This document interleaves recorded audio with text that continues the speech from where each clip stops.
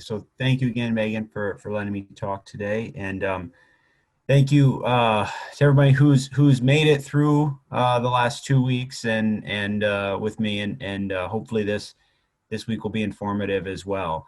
Um, so today we're going to talk, or I'm going to talk about climate change from the perspective of environmental or specifically in this case climate justice.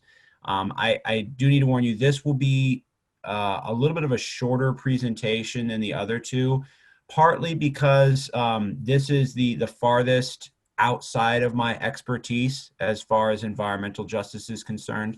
And partly also because I want to leave a decent amount of time at the end for discussion, as well as any other sorts of questions or issues that folks have maybe thought about over the last few weeks. Okay, so let's start first with kind of a review of environmental justice. So the environmental justice, the idea of environmental justice that has kind of been formally written as environmental justice has been around for several decades now, and this is just taken from the U.S. EPA. That environmental justice is the free treatment and meaningful involvement, both things of all people, irrespective of race, ethnicity, color, national origin, income, and with respect to development, implementation and enforcement of environmental laws, regulations, and policies. And so, a part of that is the fair treatment, so that if everybody, irrespective of where they come from or who they are, is entitled to healthy environmental conditions, and then the meaningful involvement, so that folks have agency in policy and in making their environment as healthy as possible. So that's really born, environmental justice is born through two primary things. First is equal degree of protection from environmental and health hazards. And then equal access, again, that agency, equal access to decision-making processes to have that healthy environment in which to live, learn, and work. So both are extremely important here. Now that's environmental justice broadly, and I'll speak today about environmental justice issues, but then as a subset of that, climate justice issues, which really can be described or summarized as environmental justice issues, or maybe environmental injustice issues that come specifically from climate and climate change. So just a review for those of you who this is your third time with me. This is the third time you've seen this graph. So this is just showing the increase in global average temperatures over the last 120, 150 years from these different data sets that all match together. This is global warming, right? That increase in global average temperatures. When we take the global average, it means that this is the average over the entire globe. So we're all experiencing global warming to the same degree. But again, as I've argued over the last 2 weeks, global warming isn't really, although it's the overall problem that or the cause of the problems, it's not really the direct impacts that we're feeling like climate change is. And so that global warming, right, it's the increase in global average temperature. It's one number for the whole globe. But because of the way the climate system works, that global warming manifests in a number of different changes in climate. And so when we've thought about climate change for the last 2 weeks, it's really been from a physical climate perspective, right? So the science behind climate change, those feedbacks that I talked about for Arctic amplification, for example, the larger degree of warming in the Arctic than other places. And then the impacts we talked about last week, changes in precipitation, changes in temperature, vector-borne disease, right? These are things that are first and foremost, we've talked about from a physical science perspective. And certainly, the next slide, I'll talk about risk a little bit. Certainly, risk can be born from a physical climate perspective. How often does a hazard happen? So, for example, tornadoes don't actually occur everywhere on Earth. And the central U.S., basically between the Rockies and the Appalachians, have the highest concentration of tornadoes, the highest frequency of tornadoes globally. And so just by living in the central US, we are at a higher risk of tornadoes than if you were, for example, in the outback or in Patagonia or in Antarctica. Okay. However, we're changing the thinking a little bit here to also include social risk or better put, probably social vulnerability, which is not just thinking about the physical climate and the hazard that's born from climate change, but how our social systems are built to deal with those hazards. And so this is just again that global warming chart showing the different degrees of warming over the Earth over the last 100 years or so. And as we talked about,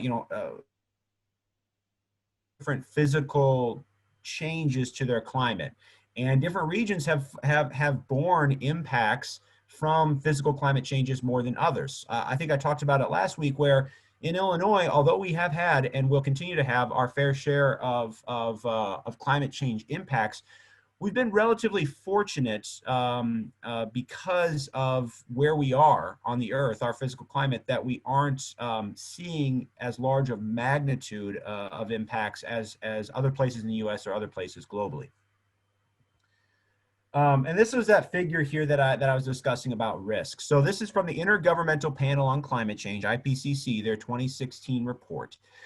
And I like to put this up here. It's somewhat of a complex schematic, but we kind of walk through it. So overall, we can think about risk borne to a population, right? And a lot of times when we talk about climate change, we think of risk and hazards as kind of synonymous, right? So my risk is, how often does a tornado occur? How often does a flooding occur, right? That sort of thing. So that's the hazard itself, and to a lesser extent, the exposure. But overall risk, if we want to think about it more exhaustively, has to do with the hazard as well as your exposure to that hazard and the vulnerability to that hazard. And these two in particular, the vulnerability and the exposure, are not just born out of the physical climate where you are, for example, where tornadoes occur, where hurricanes occur, but also how your social systems are set up to deal with those hazards. So for example, we can think of flooding as a hazard. And your exposure to that hazard of flooding depends on where you live. Those of us, for example, here in East Central Illinois, do not have the same exposure to the hazard of flooding as do folks along major rivers or major tributaries to those rivers, such as the Illinois River, the Mississippi River, that sort of thing. So that exposure to that hazard is an important piece of this as well. At the same time, we also have the vulnerability aspect to it. And so, and again, that vulnerability can come from exposure and the hazard itself, but there's also a social piece in there. So if we go back to the example of tornadoes, there are different places in Illinois that have historically had a higher frequency of tornadoes. But if we think about just the entirety of the state of Illinois, roughly speaking, every place in Illinois has roughly the same amount of risk or hazard for a tornado. Okay. However, vulnerability is not as equally distributed among Illinois because of differences in social systems. So for example, if you live in a mobile home, for example, then your vulnerability to that tornado will possibly be higher than if you're living in a traditional, for example, wood structure home that maybe has a basement or a crawl space. And so even in that situation, even if the hazard and the exposure is the same, for two people, two neighbors living next to each other, because of differences in socioeconomic status, differences in race or ethnicity, the vulnerability may change, may be different. And so risk is really the culmination of the hazard, the exposure, and the vulnerability. And when we think about impacts from climate change, we really need to think about all of those things put together under risk. Now, a lot of times when I've given talks to county planning officials for multi-hazard mitigation plans, right? To think about, okay, here's all the hazards that we have in our county, in our region. Now let's think about how we can plan to mitigate the impacts from those hazards. And I include something like this, right? You have the hazard, you have exposure, you have your vulnerability, and then I have climate change kind of floating out here in space, right? And you know, I think somebody brought up Dr. Catherine Hayhoe, who's a pretty famous climate scientist. She likes to say that climate change is a threat multiplier, right? And so what climate change does is it can increase the frequency, the intensity, the magnitude of the hazard, right? More hurricanes, more intense flooding or precipitation that leads to flooding, but it can also, because of disproportionate impacts that we'll talk about today, increase the societal vulnerability. And so when we think about climate change, it's again, not just through the increase or change in the hazard, but also the vulnerability, which can either tampen down risk, for example, if your social systems are resilient to that hazard, or it can magnify that risk by saying not only are hurricanes or flooding or other sorts of extreme heat going to increase in magnitude, but our social systems are also going to become less resilient to those. So it really, you know, the idea of climate change is, and this is why climate change is not just studied by climate scientists, it's really an integrative problem that requires multiple perspectives, not just from the physical climate, but from the social science as well. Okay, so let's get more specifically into climate change. So climate change, global warming, if we want to be precise here, has a disproportionate attribution, right? So I talked about the first day that the vast majority of the increase in carbon dioxide concentrations, which causes the increase in global global average temperatures, that the carbon dioxide emissions, the CO2 emissions that have been that have been released into the atmosphere since the Industrial Revolution have not been contributed equally by nations around the world. This is what the plot on the left-hand side is showing. What this is showing is on the y-axis, on the vertical axis here, carbon dioxide emissions per capita. So per person, here are the metric tons of carbon dioxide emissions, historically, going all the way back to roughly the early to mid 19th century when the Industrial Revolution happened. And then on the x-axis here, we have GDP. So how wealthy is that country, right? So we can see, and then the circle is the total amount of carbon dioxide, right? So for example, Kuwait it has, over the last 150 years or so, has emitted the largest amount of carbon dioxide per capita, but the United States and China, much larger population countries, have released overall more carbon dioxide. What this shows is an overall and pretty strong positive relationship or correlation between the GDP of a country and the amount of carbon dioxide or the amount of contribution to global warming from that country, okay?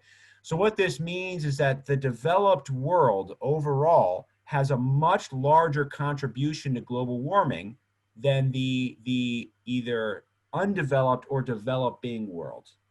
And when we see the countries that we see that have the largest amount of carbon dioxide, the largest per capita, and those are the developed countries of North America, Europe, Southeast Asia and Australia, and the Middle East in general. To give you an idea here, I'll move this here. This is also showing, this is just the emissions of carbon dioxide in gigatons per year. And this is over the last 20 years.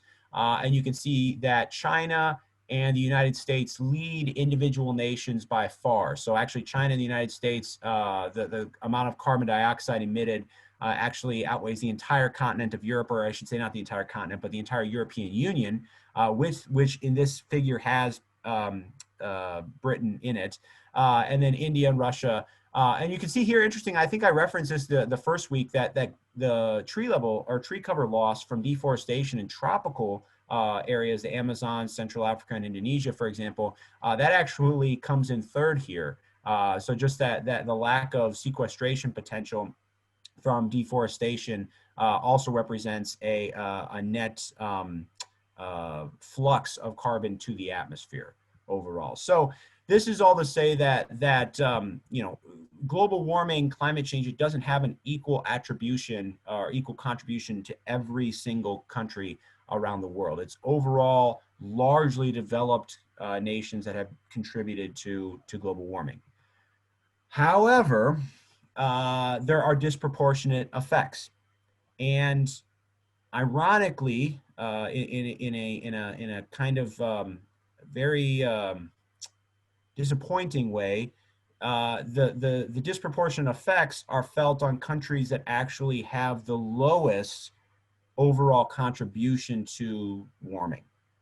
And so what this figure is showing here is the overall impacts and the change in that impact, in those impacts from climate change. So the darker the red that country is, the larger the change in overall climate change impacts or climate change related impacts in those countries. So you can see that overall the effects from climate change have been felt disproportionately, first of all, in the global south, but more specifically in places like South America, Sub-Saharan Africa, and actually Sub-Saharan Africa has felt the largest effects as far as you know, per capita or GDP effects of climate change, as well as parts of Southeast Asia. So again, to contrast those two, when we talk about climate justice on a global scale, we have climate change or global warming specifically being the attribution or contribution to global warming being disproportionately on the developed world, but the impacts being felt disproportionately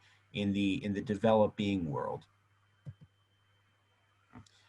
And so, you know, when we think about our social systems, of course, access to resources, socioeconomic status on a global scale, that all plays a role to this, into this.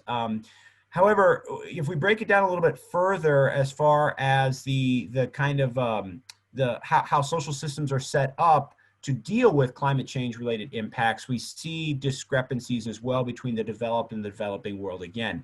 And I showed these figures last week, but I didn't really get into them as much because we were running out of time. What this is showing on the top left is that overall, the globally, the poorest, those individuals in the lowest income brackets, spend the highest proportion of income on food. And that makes sense, right? Food only costs so much, whether you're making $10 a week or $1 million a week, right? A sandwich is only going to cost so much.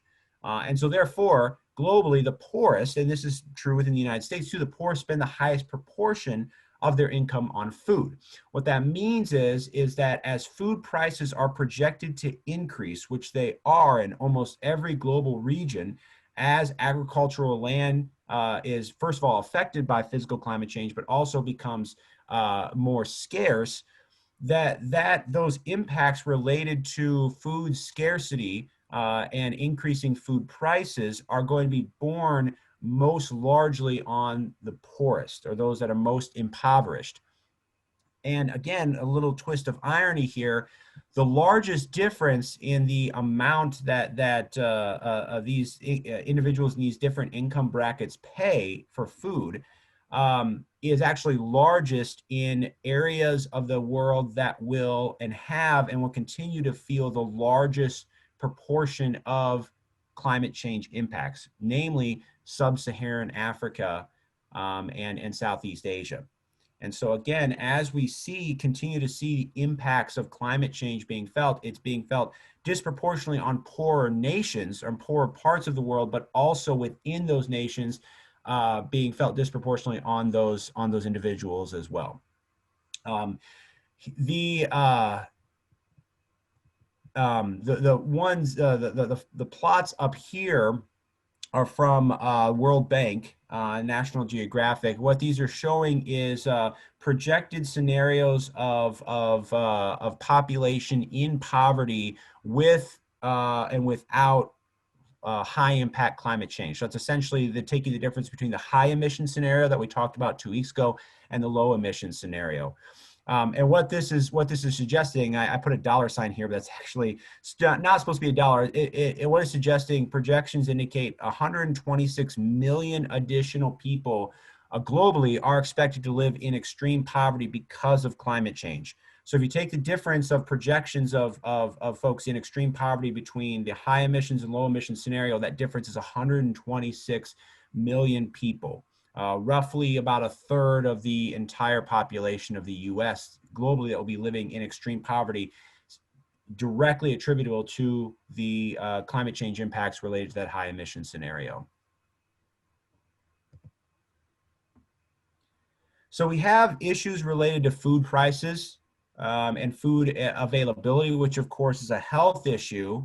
And so you have worsening health outcomes because of climate change. Another layer of this, though, is that globally, as this plot is showing from the World Bank, individuals in the lowest income brackets also pay the largest proportion of out-of-pocket healthcare costs. So again, the lower and lower middle income individuals, or though individuals in those brackets, both within the United States and globally, pay the highest proportion for healthcare costs as well. Public subsidization of healthcare is actually largest in the highest GDP or most developed nations. So that's what this plot on the top right is showing. The amount of public transfers received, so essentially the amount of public subsidization of healthcare by the GDP of that country. So overall, we see a positive relationship where the wealthiest countries have the highest amount of subsidization of their or subsidies for their healthcare costs, which means that the more impoverished nations in the developing parts of the world have the least subsidies for their residents, for their individuals, for their citizens. And so what that means overall is that we combine this with food costs. Not only are we seeing food costs increasing in the poorest parts of the world because of climate change, but their healthcare systems in these parts of the world, like again, sub-Saharan Africa, are less resilient to that because of the lack of funds for public subsidies for that. And so again, nations in the most impoverished nations are felt the largest and most disproportionate impacts of climate change globally. So overall, what this can be summarized as is what I'm showing here from the UK Met Office. This is a global map of disaster risk management and adaptive capacity. So the UK Met Office, in conjunction with the UN in 2018, assigned each nation a composite qualitative assessment score. And what this score was is essentially a combination of how often the hazard, essentially, how many physical climate impacts are felt in that nation because of climate change, and a combination of that with the adaptive capacity, essentially the resilience of social systems in that country to deal with those impacts. So again, here in the U.S., we have an extreme heat outbreak. Those are relatively common in the US, so therefore we have a relatively high hazard score. However, our healthcare systems here in the US relative to other nations in the world, especially developing nations, are much better tuned and better funded to deal with those hazards. And so therefore our adaptive capacity is much higher than other nations, for example, in sub-Saharan Africa or in Southeast Asia. So what you can see, the nations in red, those are ones that have the lowest overall qualitative assessment score, meaning that they have the lowest overall adaptive capacity to deal with increasing hazards from climate change. And again, to bring this back to the justice part of all this, these nations in red are the nations that also have the lowest overall contribution to global warming.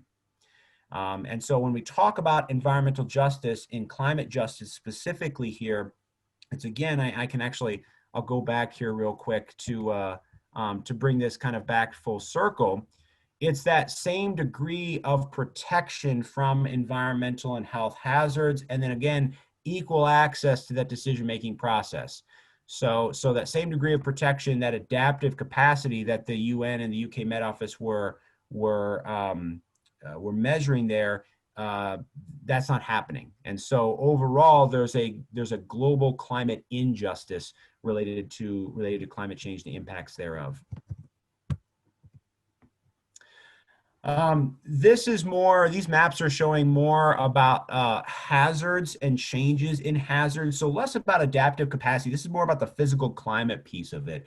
So on the left is the historic global multi-hazard indicator, again from the UK Met Office. This is adding up all of the sorts of climate and weather hazards that a region experiences. So overall, you can see that places along coastlines tend to have larger overall hazards or more frequent hazards, thinking about extreme rainfall, hurricanes, coastal storms, things like that. So overall, we see again the multi-hazard indicators, places in the world that have overall higher hazards than others.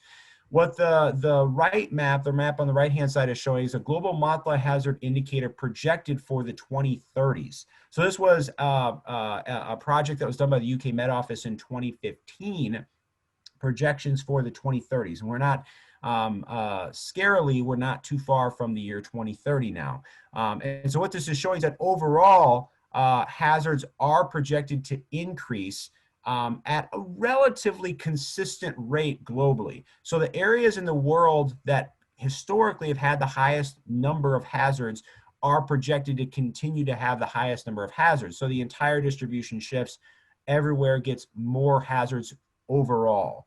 And so again, you know, if we break this down by country, of course, there are countries that deal with fewer hazards than others. So for example, Canada overall experiences fewer weather and climate related hazards than we do here in the United States.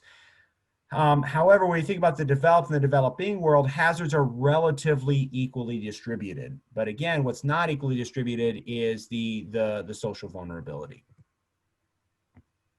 And so this kind of the idea of climate change again as risk, but not just risk of the hazard itself, how often a tornado or hurricane or a heat wave occurs, but it's that hazard that is then taken into context by the social vulnerability and essentially the resiliency, the capacity. So the equation that I have up here, the risk equals hazard times the vulnerability divided by capacity, that is entirely of my crazy thinking. This is coming from no textbook or anything like that, but I like to think about climate change and the risk that climate change poses as a function of this equation.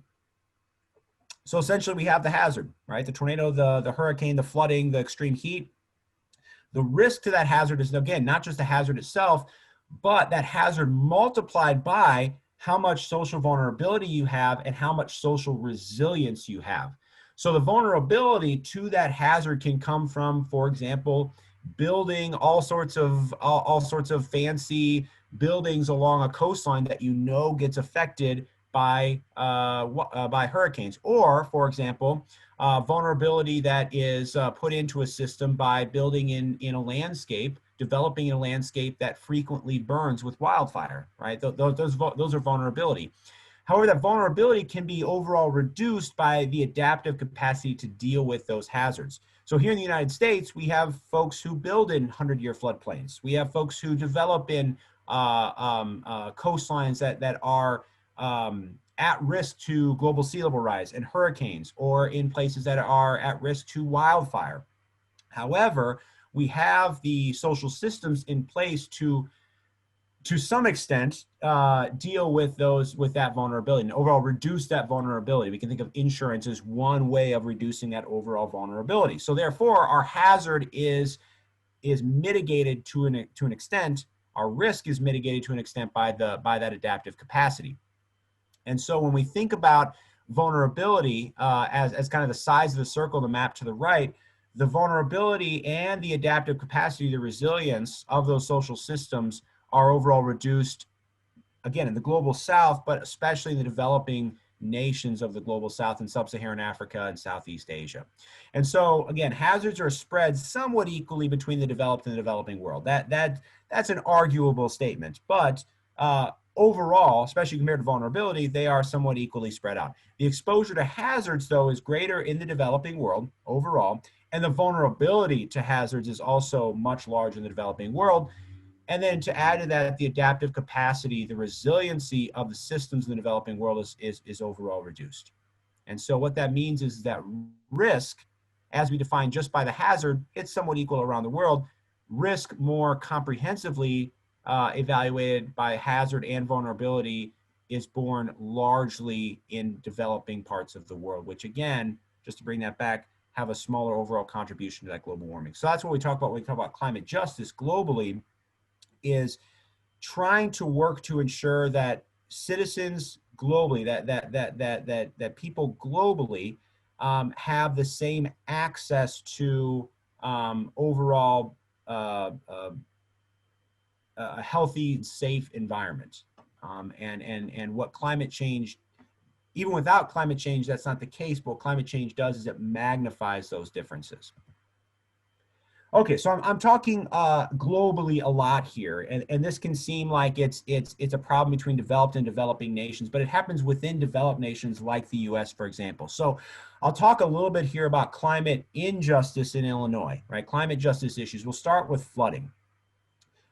Those of you may not be familiar with the Chicagoland area. This is a map of flood insurance claims, or I should say, this is the map of 311 calls for flood damage over the last 3 years. And the source here is from the Chicago Sun-Times. The darker the red, the more 311 calls for flood damage. And overall, flood insurance claims map onto this pretty well. Those of you who aren't familiar with the Chicagoland area, what this is showing, this analysis, is that flood damage and flood damage claims were by and large born in neighborhoods that were primarily made up of communities of color. Okay, and actually, to add a specific number to this, between 2007 and 2016, with the time period of this analysis, almost 90% of flood damage insurance claims were paid in communities of color in Chicago. And I mean, Chicago, there's been article after article and paper after paper written about flooding damage and flooding in Chicago. There's actually an article in the Tribune earlier this year questioning the logic of building a basement in new builds in the Chicagoland area because flooding is such an issue. But over that 9-year period between 2007 and 2016, 90% of those flood damage insurance claims were paid in communities of color. And there's many reasons for that, going all the way back to the turn of the 20th century, redlining in neighborhoods and districts in Chicago and other cities in the north, and other sorts of racist policies that set up the kind of segregated neighborhoods that exist in cities in the United States. But overall, what this is showing is that even within Chicago, even within a city like Chicago, the developing nation, we have the disproportionate impacts of climate, and we can consider this climate change because flooding is a large impact of climate change, fell disproportionately on communities of color.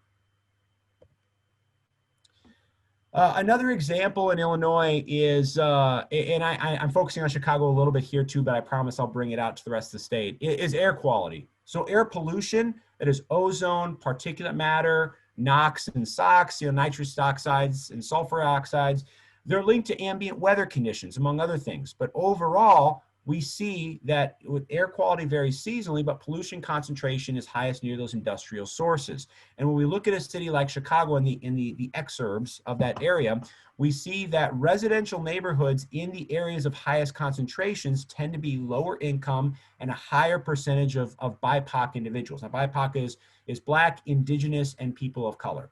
So overall, we see that the neighborhoods that, similar to flooding, the neighborhoods that bore the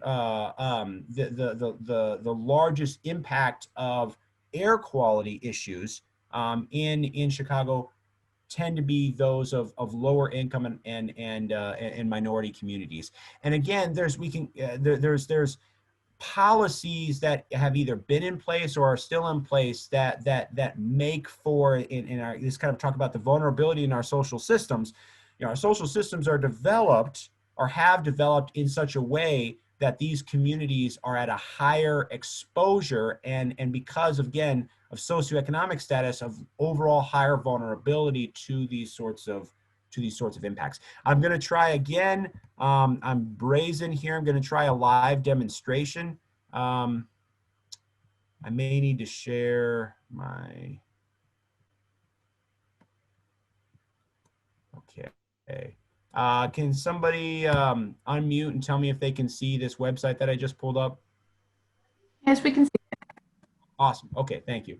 Okay, so this is from Better Government Association for Illinois. And what this is showing is with the EPA, they did a study that overall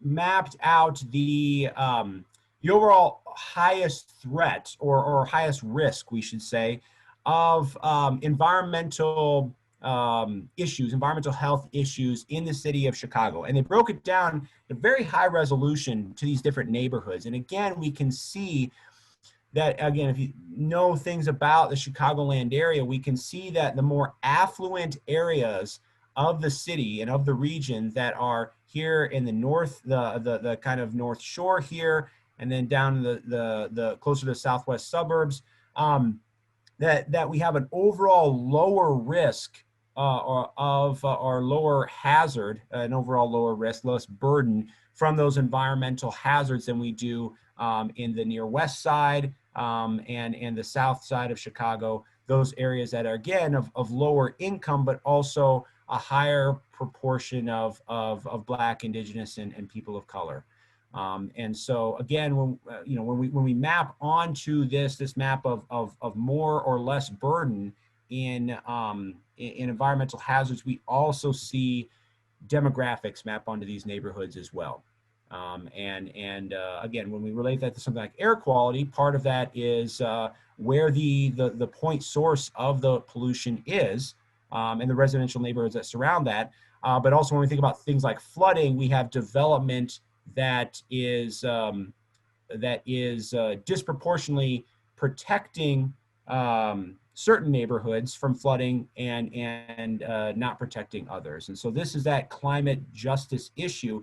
Is an environmental justice issue in Illinois, but it becomes a climate justice issue when climate change exacerbates or magnifies these sorts of impacts. Okay, let me do back to my share here on my presentation. Okay. All right. Check my time. Boy, I'm going longer than I thought I was. Really quick here. So what I'm taking from this map here, this is the Social Vulnerability Index from BRACE, the program at University of Illinois, Chicago, that's led by Elena Grossman, who's doing some great work up there. And what they did is they used the EPA's, or excuse me, the CDC's Social Vulnerability Index to map social vulnerability to hazards, specifically as it relates to climate change across the state of Illinois. And they hazards in this case includes flooding, extreme heat, damage from storms, tornadoes, air quality, those sorts of things. And there's really, what they found is that overall, somewhat surprisingly, that even though the more urban counties, it is county by county basis, even though there are urban counties in the country or in the state where we have some of our higher proportion or higher rates of poverty, we do see that social vulnerability. However, we also see it born in many of our rural counties that also have a higher proportion of folks under that poverty line. And so what they found is 4 features really predict very well community vulnerability and resilience to those hazards. First and foremost is socioeconomic status. That's number 1. Do you have the resources to deal with that hazard? Do you have the resources to afford good health care, good insurance, to afford to live in a neighborhood that is overall at less risk of that hazard? Household composition was also important.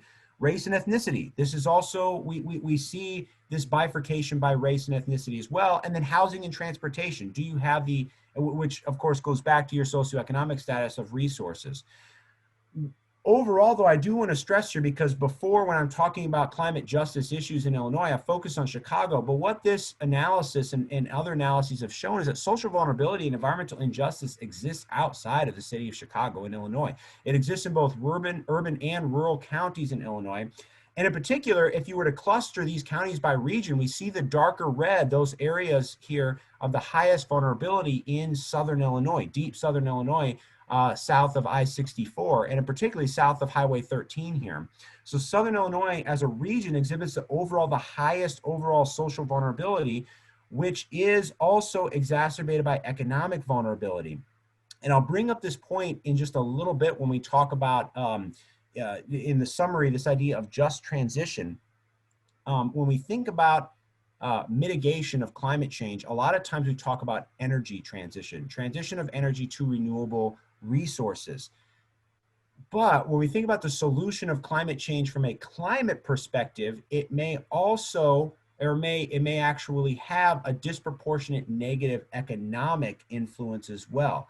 And so one of the sectors that does provide, or has historically provided, very well-paying jobs and economic opportunity in deep southern Illinois has been the coal industry.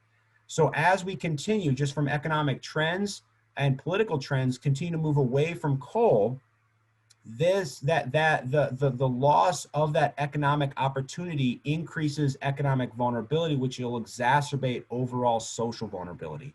So we not only have to think about climate change as the impacts, the injustices, the impacts that it creates, but also our mitigation strategies and how those mitigation strategies for climate change can also create environmental justice issues.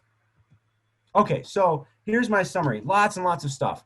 So global warming, climate change, they have been disproportionately caused by wealthier, more developed nations, but the impacts have been and will continue to be disproportionately borne on less wealthy nations and groups. Vulnerability and resilience to extreme weather and global sea level rise are lowest resilience to is lowest, vulnerability is highest in underdeveloped and developing nations. However, when we just look at Illinois, in a developed nation, environmental justice issues do exist in Illinois. Social vulnerability to hazards are driven by race and ethnicity, but also transcending race to socioeconomic status and access to resources. And this is what I got at earlier when I talked about those counties in southern Illinois, but also our urban areas in the state. The climate solutions, this idea of a just transition, our climate solutions need to be environmental justice solutions as well. So we can't just implement, well, this is going beyond a state climatologist, but if we implement climate solutions that mitigate the warming, but exacerbate already existing economic disparities between groups, then it's not fulfilling our overall goal. So climate solutions also have to be environmental justice solutions. And this requires consideration of both economic and environmental issues. So with that, thank you again for letting me speak, not just this week, but the past 3 weeks. It's really been fun. Please, if you ever need resources, questions, Skype a scientist. If you ever want somebody to pop into your classrooms, please feel free to reach out to me. And again, thank you very much. Happy to discuss and take questions.